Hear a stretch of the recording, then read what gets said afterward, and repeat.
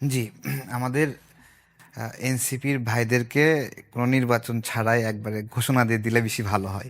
এই যে নির্বাচনের আপিল টাপিল শেষ হলো সেই প্রেক্ষাপটে আপনারা দুটি তিনটি ইস্যু তুলেছেন। এক নম্বরে হচ্ছে আপনার দ্বৈত নাগরিকত্ব, তারপরে হচ্ছে ঋণ খেলাপি, আরও অনেক বিষয় আছে। আমি একটু আপডেটটা জানতে চাচ্ছি, মানে আপনাদের এই অবস্থান কেন?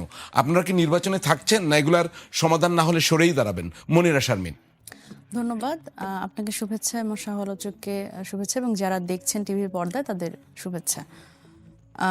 প্রথমত আমাদের যদি বলি যে রাজনৈতিক দল হিসেবে আমাদের যাত্রা শুরু এবং এটি আমাদের প্রথম নির্বাচন। এই যেই প্রক্রিয়াগুলোর মধ্যে দিয়ে আমরা যাচ্ছি এটি আমাদের কাছে নতুন এবং গত 2-3 দিন ধরে আমরা আসলে যেই একটা পরিস্থিতির মধ্যে দিয়ে যাচ্ছি সেখানে আমরা একেবারে কাছ থেকে দেখতে পাচ্ছি যে রাষ্ট্রের একটি সাংবিধানিক প্রতিষ্ঠান, সেই প্রতিষ্ঠানটি আসলে কিভাবে একটি দলের পক্ষে কাজ করছে এবং এটি আজকে সরেজমিনে পরিদর্শন করেছেন আমাদের নির্বাচন পরিচালনা কমিটির চেয়ারম্যান এবং আমাদের জাতীয় নাগরিক পার্টির মুখপাত্র আসিফ মাহমুদ সজীব ভুঁইয়া। সুতরাং এই যে অভিজ্ঞতাগুলোর মধ্যে দিয়ে আমরা যাচ্ছি খুবই নেতিবাচক অভিজ্ঞতা। এটি আসলে আমাদের পক্ষ থেকে আমরা 5 আগস্ট পরবর্তী সময় যখন আসলে একটি গণতান্ত্রিক বাংলাদেশের স্বপ্ন দেখছি সেই সময় এই ধরনের অভিজ্ঞতা আমাদের জন্য খুবই হতাশাজনক। যেই অভিজ্ঞতাগুলোর কথা বলছি সেটি হচ্ছে যে ধরেন একেবারে মানে সাংবিধানিক যে এখানে বলাই আছে যে দ্বৈত নাগরিকত্ব হলে সংবিধানের 66 ধারায় 2 কয়ে বলা আছে যে দ্বৈত নাগরিকত্ব কে কেউ কেউ আসলে সংসদ নির্বাচনে তারা অবতীর্ণ হতে পারবেন না, মনোনয়ন তাদের হচ্ছে বৈধ হবে না। এইরকম একটি সাংবিধানিক বিষয় নিয়ে আসলে যখন মানে এটি এস্টাবলিশড সেটি নিয়েও আবার আসলে যখন এই নির্বাচন কমিশনে যখন কথা উঠছে তখন কিন্তু এই একটি দলের প্রায় 20 জন তারা আসলে দ্বৈত নাগরিকত্ব। দল কেন বলছেন, স্পেসিফিক করবেন? হ্যাঁ, আমি স্পেসিফিকলি বলছি। আমি যদি বলি যে বিএনপির 20 জন আছেন, আমাদের কাছে যা তথ্য সেটা হচ্ছে দ্বৈত নাগরিক তারা। দুইজনের নাম বলতে পারবেন? হ্যাঁ, অবশ্যই, কেন নয়। আমি যদি বলি ঢাকা 11, সেখানে হচ্ছে উনি কিন্তু ভানুয়াতুর নাগরিক এবং সে পাসপোর্টটিও এখন সোশ্যাল মিডিয়ায় ঘুরে বেড়াচ্ছে। এবং আরও একটি যদি বলি সিরাজগঞ্জের 6 আসনে এম এ মোহিত, উনিও ব্রিটিশ নাগরিক এবং এই বিষয়গুলো কিন্তু আমরা জানি। এবং এটি জানার পরেও এই যে নাগরিকত্ব ওনার এবং খুবই গুরুত্বপূর্ণভাবে রংপুরের একজন প্রার্থী, তিনি আজকে একেবারে কমিশনে স্বীকারই করেছেন যে তিনি আসলে অন্য দেশের নাগরিক এবং তার দ্বৈত নাগরিকত্ব আছে। এটি তিনি হলফনামায় মিথ্যা তথ্য প্রেরণ করার পরেও কিন্তু উনি আজকে স্বীকার করেছেন। কিন্তু স্বীকার করার পরেও যেটা হলো, নির্বাচন কমিশন একটি স্বাধীন সাংবিধানিক প্রতিষ্ঠান। তিনি তো নিশ্চয়ই নির্বাচন কমিশন থেকে তো কাউকে আসলে এই অ্যাডভাইজিংটি করতে পারেন না যে আপনি এই প্রসেসের মধ্যে দিয়ে যান তাহলে আমরা এটা বিবেচনা করব। কিন্তু সেই বিষয়টাই কিন্তু হচ্ছে বিষয়টা এমন পরিস্থিতি আমাদের কাছে এমন লাগছে যে নির্বাচন কমিশন আসলে এক ধরনের দায়িত্বই নিয়েছে বিএনপির এই যারা আসলে দ্বৈত নাগরিক তাদের আসলে এই পুলসেরাতটি পার করে দেওয়ার। তো সেটি তো খুবই দুঃখজনক। এবং শুধুমাত্র বিএনপি না, আমরা যেটা জানি যে জামাতেরও 3 জন যারা আসলে দ্বৈত নাগরিক তারাও আসলে এই বিষয় নিয়ে মোটামুটি চাচ্ছে যে পুলসিরাতটি খুব দ্রুত পার হয়ে যাক এবং তারা নির্বাচনে। মানে আপনাদের জোটের জামায়াত ইসলামীও আছে দ্বৈত নাগরিক? জি জি জি আছে, 3 জন আমাদের কাছে যা তথ্য আছে। এখন এটি একটি ব্যাপার। এবং দেখেন এই যে ঋণ খেলাপি, একজন ঋণ খেলাপি কিন্তু একটি সংসদ নির্বাচনে তারা অংশগ্রহণ করার কোনো বৈধতা থাকতে পারে না, কিন্তু সেই বিষয়গুলো কিন্তু স্কিপ করা হচ্ছে এবং সেটি তারা আসলে নানানভাবে বিভিন্ন প্রতিষ্ঠানের উপর চাপ প্রয়োগ করে, ব্যাংকের উপর চাপ প্রয়োগ করে তারা কিন্তু এই ঋণ পুনর্তফসিল করছেন এবং তাদের আসলে এই মনোনয়ন বৈধতা নেবার চেষ্টা করছেন। এবং নির্বাচন কমিশন এই সবগুলো বিষয়েই আসলে অবগত, তারপরেও কিন্তু সে এই পক্ষপাতমূলক আচরণ করছে। এটি তো অবশ্যই প্রশ্নবিদ্ধ। দেখেন, যেই নির্বাচন কমিশন, যেই রেগুলেটরি অথরিটি তারাই আসলে নির্বাচনটি আয়োজন করবে, সেখানে যদি এই ধরনের পক্ষপাতমূলক আচরণ হয় তাহলে সেখানে আমরা আসলে যে সুন্দর সুষ্ঠু নিরপেক্ষ নির্বাচনের কথা বারবার করে সরকারের পক্ষ থেকে বলা হচ্ছে সেটি আসলে কিভাবে করে মানে আয়োজন হবে, এটি আমাদের কাছে এখন বড়। সেক্ষেত্রে আপনাদের অবস্থান কি হবে? আপনারা সমাধান চেয়েছেন, হ্যাঁ, সমাধানের আর কি পথ আছে? সমাধান না হলে কি করবেন আপনারা? এখানে কিন্তু আসিফ মাহমুদ সজীব ভুঁইয়া নির্বাচন পরিচালনা কমিটির চেয়ারম্যান বলছে নির্বাচনে অংশগ্রহণ করব কি না সেটি আসলে ভাবার সময় এসেছে। আসলে এর মানে কি?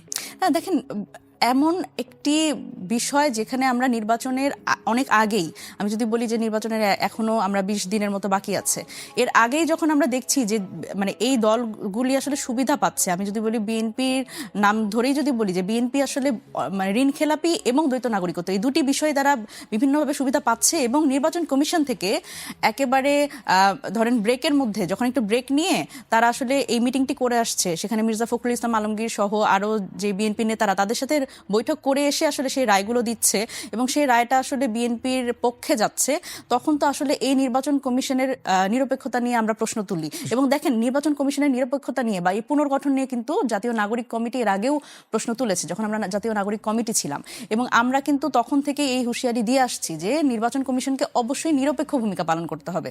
না, সেটা তো আপনি বলছেন, কিন্তু তাহলে কি হবে? আপনাদের নির্বাচনে অংশগ্রহণের বিষয়টা কি হবে যদি এটা সমাধান না হয়?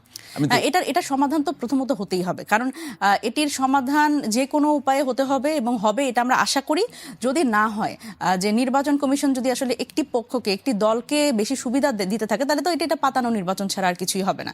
সেক্ষেত্রে একটি রাজনৈতিক দল হিসেবে আমাদের একটা শক্ত ভূমিকায় যেতে হবে এবং আমাদের যে রাজনৈতিক পর্ষদের আজকে একটি সভা আছে, আমরা সেই সভাতে যে সিদ্ধান্ত গ্রহণ করার একটা প্রক্রিয়ার মধ্যে আছি। চমৎকার, কেউ পরিষ্কার আপনার বক্তব্য। তারেক রহমান, মোহাম্মদ তারেক রহমান, আমজনতার দল, বিএনপিরও কিন্তু একই অভিযোগ আছে। ছাত্রদল কিন্তু আজকে নির্বাচন কমিশন ঘেরাও করে রেখেছিল, আমি জানি না এখনো তাদের অবস্থান আছে কিনা। একই সঙ্গে তারেক রহমান সাহেবও কিন্তু বলছে যে বলতে কষ্ট হয় নির্বাচন কমিশনের নিরপেক্ষতা নিয়ে। এই বিএনপি, তারেক রহমান সাহেব বিএনপির চেয়ারম্যান, তিনিও প্রশ্ন তুলেছেন। এখন আপনার কি মনে হয়, নির্বাচন কমিশন কি নির্বাচন নিয়ে সংশয় তৈরি করার কোনো প্রক্রিয়ায় যুক্ত, না আসলে ঘটছে কি? মানে ওনার বক্তব্য তো শুনলেন। জি, আমাদের এনসিপির ভাইদেরকে কোনো নির্বাচন ছাড়াই একবারে ঘোষণা দিয়ে দিলে বেশি ভালো হয়, তাহলে সব সমস্যার সমাধান হয়ে যাবে। কি ঘোষণা? ঘোষণা মানে এমপি বানাই দেবে একবারে ডাইরেক্ট, কোনো কথা তো একবার সেটা বলেননি। এটা বলা লাগে নাকি? এটা বলা লাগে না। আমি কেন বলতেছি দেখেন, আপনার হলো, আমরা তো এই গভর্নমেন্টকে একটা স্পেশাল গভর্নমেন্ট বলি, তাই না? স্পেশাল ক্যারেক্টারের গভর্নমেন্ট না, সংবিধান বা বিভিন্ন ব্যাখ্যায় আমরা তো স্পেশাল ক্যারেক্টার কেন? এটা গণ অভ্যুত্থান পরবর্তী এক সময়ের একটা, তার মধ্যে স্পেশাল একটা বিষয় ঘটনা ঘটেছে যে আমাদের উপদেষ্টারা কোনোদিন নির্বাচন করতে পারে না, কিন্তু আমাদের একজন উপদেষ্টা সে নির্বাচনে অংশ নিচ্ছে। তাহলে সবার আগে বাতিল হওয়ার কথা নাহিদের মনোনয়ন, সেটা একজন উপদেষ্টা হয়ে নির্বাচনে অংশগ্রহণ করছে। কেন? জুলাই করেছে, জুলাই করলে সব বৈধ, তাই না? তো দ্বৈত নাগরিকের যে বিষয়টা আসছে, আমাদের এই গণ অভ্যুত্থানের আগে বড় একটা অধ্যায় আছে যে রাজনৈতিক কর্মীরা বড় ধরনের নিপীড়নের শিকার হয়েছে, অনেক অনেক বেশি। এই নিপীড়নের বিভিন্ন পর্যায়ে জেল জুলুম খাটা শেষে অনেক রাজনৈতিক কর্মী বিদেশে চলে গেছে, অ্যাসাইলাম নিয়েছে, এবং সবাই অনিশ্চিত যে কবে কী হবে জানি না। এই অ্যাসাইলামের প্রক্রিয়ায় অনেকে বিভিন্ন জায়গায় দ্বৈত নাগরিকের মতো ঘটনা ঘটে গেছে। দ্বৈত নাগরিকত্ব আজকেই শুধু নতুন নাই বাংলাদেশে, ইতিপূর্বেও দ্বৈত নাগরিকত্ব নিয়ে অনেক রাজনীতিবিদের এই ধরনের প্রশ্নের সম্মুখীন হয়েছে। পরবর্তীতে নাগরিকত্ব ত্যাগ করে তারা নির্বাচনে অংশগ্রহণ করেছে। এটা হলো একটা বাস্তবতা এবং আমাদের পূর্ব অভিজ্ঞতা। তাহলে যদি স্পেশাল টাইম হিসেবে, একটা স্পেশাল নির্বাচন হিসেবে নাগরিকত্ব ত্যাগ করে না, নাগরিকত্ব ত্যাগের আবেদন করে, একটু ক্লিয়ার করে। হয়তো আবেদন করে, একটা ওই প্রক্রিয়ার মধ্যে ত্যাগ হয় না, কিন্তু হ্যাঁ, আবেদনেই ত্যাগ হয় না, কিন্তু আবেদন করে সেটাকে আমি একটু আপনাকে বাজিয়ে দেখি, একটু বাজিয়ে ওই দেখি। প্রক্রিয়ার মধ্যে প্রবেশ করা। আবেদন করে উনি নির্বাচন করলেন, পরে নির্বাচনে যদি উনি ইলেক্টেড না হন, তো আবেদনটা প্রত্যাহার করার কিন্তু আইনগত আবার সুযোগ আছে, তো কিন্তু নাগরিকত্ব বহাল রাখলেন। তো দেখা গেল যে পাশ করলে আমি নাগরিকত্ব ত্যাগ করব, আর পাশ না করলে ত্যাগ করব না। Number one. আমি একটু বলি আপনাকে, আরেকটা প্রশ্ন করে ফেলি, যে আবারও দেখা গেছে যে হ্যাঁ, উনি নির্বাচিত হলেন, তখন প্রমাণ হলো তিনি দ্বৈত নাগরিক, তখন এটা নিয়ে মামলা করতে হয়। এই মামলায় আল্লাহর রহমতে 5 বছর চলে যায়। এই 5 বছর চলতেই থাকতো।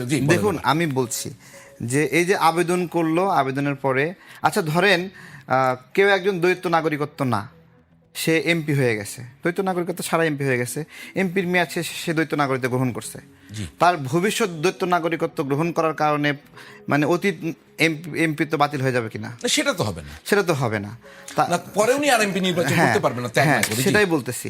আমাদের সমস্যা কি, যে একজন এমপি সে যেন দ্বৈত নাগরিক না হয়, নাকি? বিষয়টা হচ্ছে আপনি আর কি ক্লিয়ার করি যে দ্বৈত নাগরিকত্ব তো। বাংলাদেশে বৈধ, কিন্তু জনপ্রতিনিধি জনপ্রতিনিধির হওয়ার ক্ষেত্রে- কথাই বলছি আমি। হ্যাঁ, সরকারি কর্মকর্তার আমি- ক্ষেত্রে এটা বৈধ না। জি, ক্লিয়ার করেন আপনি। হ্যাঁ, আমি সেটাই বলছি যে দ্বৈত নাগরিকত্ব ত্যাগ করার আবেদন করেছে সে, সেই প্রক্রিয়া সম্পূর্ণ হয়নি, এই তো। হয় না তো, এটা একটা কৌশল। আমি আপনাকে বলি, কৌশলটা হচ্ছে এরকম যে বিভিন্ন দেশে দ্বৈত নাগরিকত্ব ত্যাগের আবেদনের পর এই প্রক্রিয়া শেষ হতে কোথাও 6 আচ্ছা। মাস, কোথাও 1 বছর। আমি একটু শেষ করি ভাইয়া, কোথাও 1 বছর লাগে। আমি একটু শেষ করি, হ্যাঁ, 1 বছর লাগে। ইতিমধ্যে এই আবেদনের প্রেক্ষিতে যদি নির্বাচনে অংশগ্রহণ করার সুযোগ পান, উনি এমপি হয়ে গেলে তো আবেদনের পর উনি দ্বৈত নাগরিক থাকলেন না। আর যদি আমি- এমপি না হন, হ্যাঁ, তাহলে এটা পুনর্বহাল করার সুযোগ আছে। আমি সেটাই বলছি, এমপি হলে আমি দ্বৈত নাগরিকত্ব ছাড়বো, এমপি না হলে ছাড়বো না। এটা কি একটি আপনি সৎ কৌশল এমপি বলবেন? না হলে অথবা এমপির মেয়াদ শেষ হলে তো দ্বৈত নাগরিকত্ব হতে পারে তো, তাই না? সেটাও পারে। আমি সেটাই বলছি। দেখুন, আমাদের এই সময়টাতে একটা বড় জুলুমের সময় গেছে, যেই জুলুমের সময়ে রাজনৈতিক কর্মীরা বিশ্বের বিভিন্ন জায়গায় অবস্থান করেছে, সেই অবস্থানের প্রেক্ষিতে দ্বৈত নাগরিকত্ব পরিবেশ সৃষ্টি হয়েছে। আচ্ছা, আমি সেটার কথা বলছি। এখানে তো এমন এক্সেপশনাল কেস ঘটলো যে উপদেষ্টারা নির্বাচন করতে পারে না, করে না, কিন্তু একজন উপদেষ্টা নির্বাচন করছে। আসিফ এখানে নির্বাচন কিন্তু করার জন্য উপদেষ্টারা যে নির্বাচন করতে হ্যাঁ, পারে না, হ্যাঁ। আমাদের কি এই যে উপদেষ্টা পরিষদ যেটা গঠন হয়েছে হাইকোর্টের সর্বোচ্চ রেফারেন্সে, এটা কি ধরেন তত্ত্বাবধায়ক সরকার, এখানে কি এই ধরনের কোনো রেস্ট্রিকশন আছে কিনা আমি জানতে চাই হ্যাঁ, আপনার কাছে। আমি তত্ত্বাবধায়ক সরকার বা আমাদের এটা তো অন্তর্বর্তীকালীন তত্ত্বাবধায়ক সরকার না, এটা তো হ্যাঁ, অন্তর্বর্তী সরকার। অন্তর্বর্তীকালীন এদের কি কোনো সরকার। রেস্ট্রিকশন ছিল যে এই সরকারে যারা যাবে তারা কেউ নির্বাচন করতে পারবে না? বাংলাদেশের যতগুলো সংকট ছিল, যারা ইন্টারিম গভর্নমেন্টের এই ধরনের ফাংশনে ছিল, তারা কেউই কখনোই আচ্ছা। নির্বাচনে অংশগ্রহণ আপনি করেনি। ট্রেডিশনের কথা বলছেন। ট্রেডিশনের কথা বলছি, এটা নিয়ম আছে স্পষ্টভাবে। এবং এই গভর্নমেন্টের সময়ে চালাকি করে আমাদের উপদেষ্টারা চালাকি করে এই গভর্নমেন্টের সময়ও একটা প্রস্তাবনা লিখিত আকারে হয়েছিল, সেটা খসড়াও বাইরে এসেছিল যে উপদেষ্টারা নির্বাচন করতে পারবে না। কিন্তু ওই যে মনের মধ্যে দুষ্টামি শয়তানি, তারা নির্বাচন করবে, সেই কারণে এই স্বাভাবিক যে নিয়ম যা অন্য তত্ত্বাবধায়ক সরকারের ক্ষেত্রে মানতো, এই তত্ত্বাবধায়ক সরকারের ক্ষেত্রে সেটা মানতে দেয়নি। অন্তর্বর্তী সরকার। হ্যাঁ, এই অন্তর্বর্তীকালীন সরকারের ক্ষেত্রে সেটা মানতে দেয়নি। জি, তাহলে কি দাঁড়াচ্ছে এখন? আমি আপনাকে যে প্রশ্নটি করেছিলাম সেখানে ফিরে আসি। এনসিপি যদি নির্বাচন থেকে সরে যায়, কি দাঁড়াবে? এখানে দাঁড়াচ্ছে যেটা, যে কয়টা জোরাজোরি করে বাদ রাখতে পারে অতগুলোতে তারা আসন নেবে, এমনি তো পাবে না। মানে এনসিপি যদি নির্বাচন থেকে সরে যায় তাহলে নির্বাচনের কি অবস্থা হবে? এটা কি অংশগ্রহণমূলক হবে? এখন এনসিপি নির্বাচনে থাকা দরকার, এনসিপি থাকা দরকার, জামাত থাকা দরকার। এরকম করে বলাও ঠিক না যে অমুক চলে গেলে নির্বাচনের মতো হবে। আমি এই ধরনের অগণতান্ত্রিক কথা বলতে চাই না। আমি বলতে চাই সবাইকে নিয়ে নির্বাচন করতে হবে। এখানে যে নির্বাচনের মাঠ থেকে যে সরিয়ে দেওয়ার একটা প্রবণতা, একটা রাজনৈতিক কর্মী যে দীর্ঘদিন জেল জুলুম নিপীড়নের শিকার হয়েছে, তাকে সরিয়ে দেওয়ার জন্য যে যুদ্ধ, এই যে হাসনাত আব্দুল্লাহ যে যুদ্ধ করতেছে, লড়াই করতেছে, এতে ওর জনপ্রিয়তা, ও এখানে ফ্রি ফিল চাচ্ছে কেন? অনেক জনপ্রিয় না, অনেক সাহসী না, তাহলে ফ্রি ফিল কেন চাবে? প্রতিদ্বন্দ্বিতা করুক না। মুন্সি সেও তো একটা নিপীড়িত মানুষ, সে গণ অভ্যুত্থানের আগে দীর্ঘ সময় নিপীড়নের শিকার হয়েছে না, তাহলে তাকে ঠেকাতে তার এত তৎপরতা কেন? মুন্সি সাহেবের তো দ্বৈত নাগরিকত্বের না সমস্যা, না, তার তো ঋণ খেলাপি। ঋণ খেলাপি। আমাদের ঋণ খেলাপি যদি কোনো ব্যক্তি হয়, ঋণ খেলাপি হওয়ার জন্য কি ফাঁসি দেওয়া হয় নাকি? যে আপনি ঋণ খেলাপি, আপনাকে ফাঁসি দেওয়া হবে? সিস্টেম কি? সিস্টেম নির্বাচনে অংশ নিতে না, পারবে না। আমার কথা আগে শোনেন। ঋণ খেলাপি থেকে বাঁচার সিস্টেম কি? যে আপনি একটা ইনস্টলমেন্ট দিবেন, দুটা ইনস্টলমেন্ট দিবেন, দিয়ে আপনাকে ঋণ রিশিডিউল করবেন একটা নির্দিষ্ট অ্যামাউন্ট জমা দিয়ে। ঋণ রিশিডিউল করলে তো সরকার টাকা ফেরত পাবে নাকি? নাকি ঋণ রিশিডিউল না করে টাকা ফেরত পাবে নির্বাচন না? কমিশনই তো ওনার মনোনয়নের বৈধতা দেয়নি। এখন আপনি সেটা নিয়ে কেন কথা বলছেন? না না, এটা দেয়নি। এখানে হাসনার সামনে দাঁড়ায় আছে, হাসনাতের সামনে লজ্জা পাবে না, এই জন্য দেয়নি। তাই তাছাড়া কি? একজন প্রার্থী কমপ্লেইন তাছাড়া করতে কি? পারে ডক্টর না? ইউনূস ঘোষণা করেছে না যে তারা সংসদে যাবে, মন্ত্রী হবে, বিভিন্ন কিছু সবকিছু রেডি করে দিচ্ছে সুন্দরভাবে, পথ পরিষ্কার করছে। এটা ঠিক না, এগুলো গণতান্ত্রিক না। আমি সেম কথাই বলতেছি যে মুন্সি সাহেব এখানে মানে আটকা দিচ্ছে না শুধুমাত্র হাসনাতের জন্য, এরকম করা করে অন্য ক্ষেত্রে করবে না। আমি আপনাকে দায়িত্ব নিয়ে বলতেছি, অন্যের ক্ষেত্রে এটা করবে না, বুঝছেন? এবং এটা যখন যেখানে ঠেকানো দরকার সেখানে ঠেকাবে। এইটাই তো এই মানে জুলাই করে সব বৈধ নাকি বলেন?